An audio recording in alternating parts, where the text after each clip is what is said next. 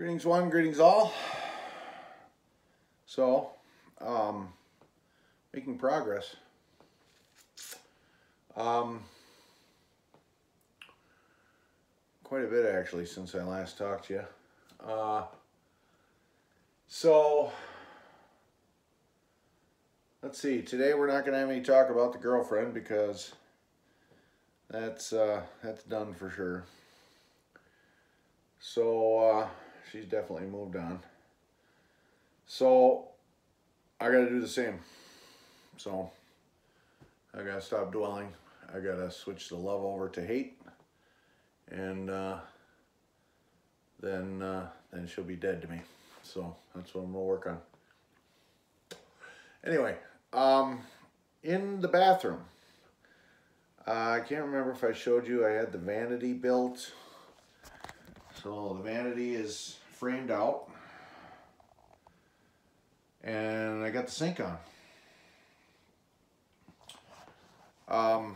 When I rebuilt this wall right here with the medicine cabinet, I got it a half-inch too close. So I had to cut a half-inch off of the sink. I was dreading that because it looks like marble. Turns out it's some sort of resin compound or something, and it cut like butter with a masonry cutting wheel. Just made a lot of dust. But yeah, it cut like a dream. So I lopped half-inch off of there on either side, and of course everything in this trailer is not square or straight or plumb or anything, so there's a lot of trim work that's going to be hiding a lot of flaws in alignment and whatnot. But anyway, so the sink is in. Framed out the valance. Now look in that corner. Yeah, so that was like that when I bought the place. There was an existing valance up there already that those lights hung from, and there was that big gap there. So I'm trying, what happened is the ceiling, when this wall was built, the ceiling got pushed up. It's drywall. It's drywall, and it got pushed up because somebody measured wrong, and it took out a permanent bow like that, and I can't get it out. So I just built the carcass of the valance. That's where the lights are going to go. And bolted it right to the roof stringers, the ceiling stringers. And now I'm going to take a trim board that's just kind of sitting in there loose, and I'm going to notch that out and slide it up in there over straddling the stringers, and then that'll cover that gap up because that's just hideous. So yeah, that's on the docket for today to do. I got the shower or the bath and everything 99.995 done. I still got to do some caulk work on it, but I got the shower head in and the valve assembly in. So that's all done. Got the floor in the cabinet. That's installed. What else in this room? I think that's pretty much it in this room. The big deal is I've started the plumbing. So I'm going to the next room for that. So this utility closet was an absolute nightmare. It was all PEX tubing, which is wonderful stuff, but it, like I said before, it just promotes you to be lazy. So you can just bend the tubing around in an arc and make your connection, and you don't have any sharp 90s or corners, and nothing looks neat. So in this room, the water heater was in here. The floor had rotted out. The water heater was being held up by two boards and the wall. And then all the PEX tubing was wrapped around the water heater and crisscrossed like a big bowl of spaghetti. In order to get the water heater out of there, I had to cut all the PEX tubing out of there and basically start over. So I didn't use PEX, I used CPVC. I'm familiar with CPVC. I like it. And I don't have the expensive PEX tools or fittings or anything to do PEX. So yeah, so many hours of work later, this is what she looks like. So I paneled the wall, got a light in there, painted the ceiling, of course, brightens it up big time. My main feed is coming in right here. I put in a Rusco filter, which grabs particles like sand and grit and big chunks of rust and stuff like that. I noticed there's iron in this water because the inside of the pipes was stained brown, and so there's iron in the water. So I might have to... I didn't get much sleep last night. I might have to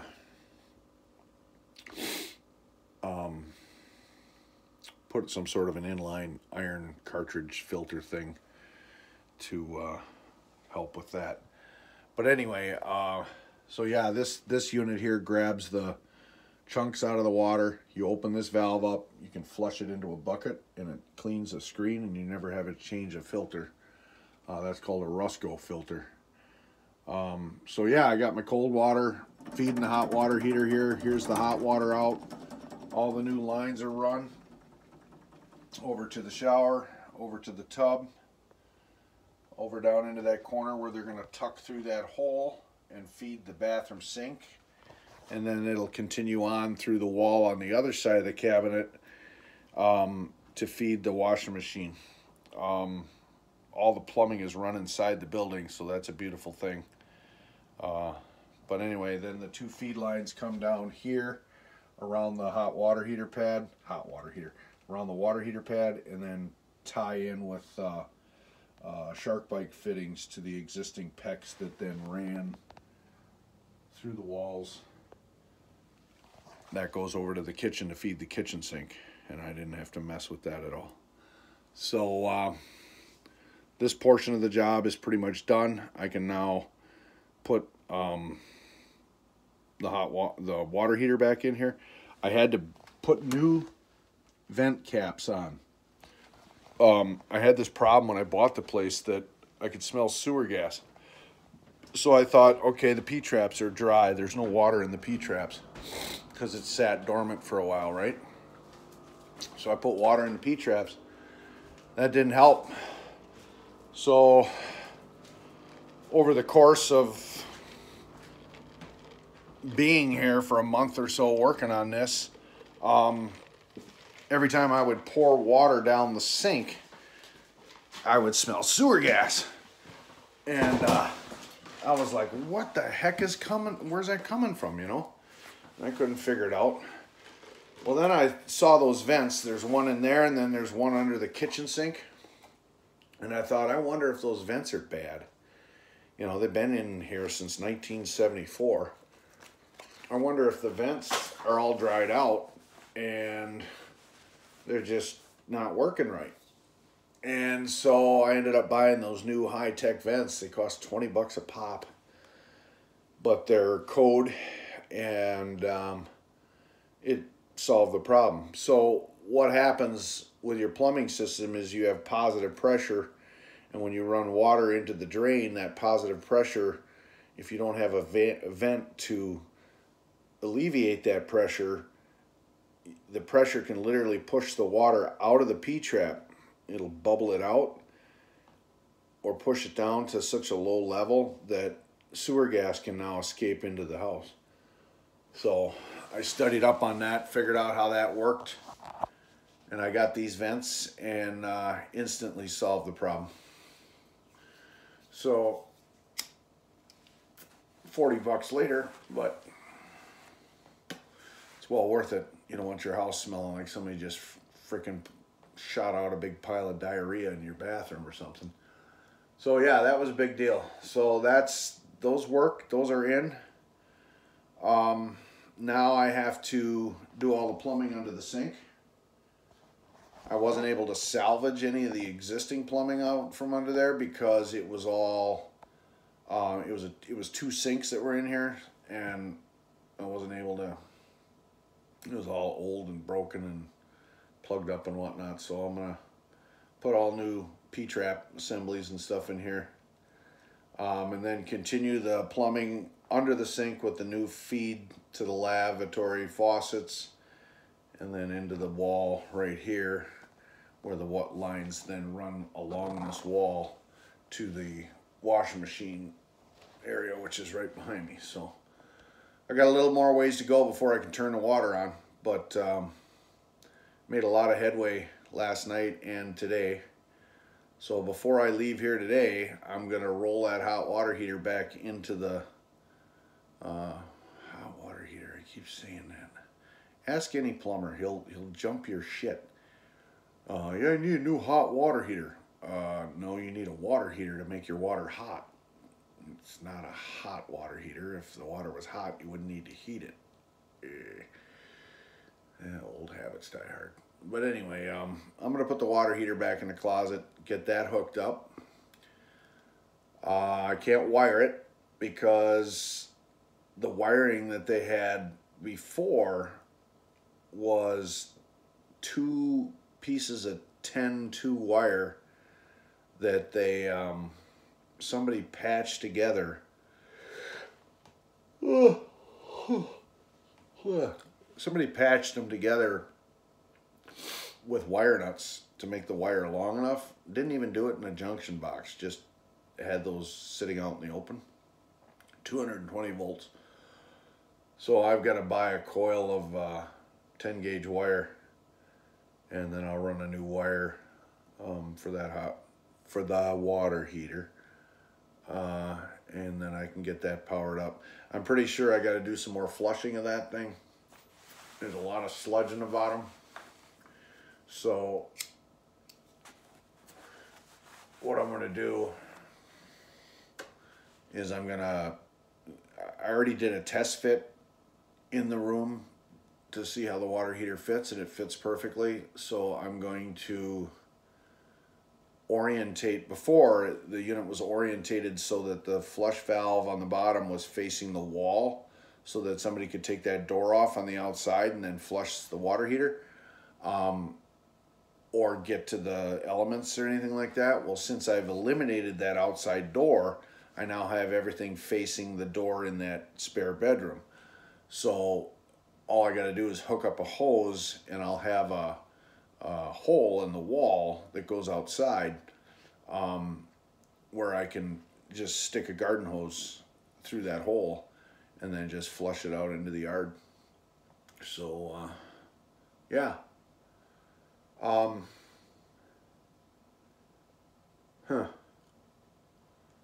than that, nothing really new to report. Just another day trying to get this thing finished.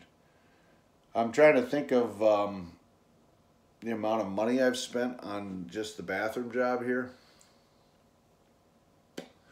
And I want to say I'm over 1,000, definitely. But not by a lot. The ex-wife's going to crunch the numbers for me because I'm saving all the receipts because you get rebates from Menards. So she's going to crunch the numbers and find out just what I got into this thing. But I don't think it's a lot. It's not like the bathroom I did at her house, where that came out. That got pretty expensive because I was doing all the fancy woodworking and stuff and building my own cabinets, really fancy ones, and screwing up a lot of stuff and whatnot. So this is being done on the cheap, but yeah. And then we've got supposedly a COVID stimulus coming again. If I get one of those, that'll be huge, because then that will go for the kitchen and for the living room. So yeah. So I will roll that water heater into the room there and get that all hooked up, the plumbing all hooked up to it. And then next time I talk to you, I can show you that real quick and show you the rest of it. So stay tuned, I guess, if I'm not boring you to death.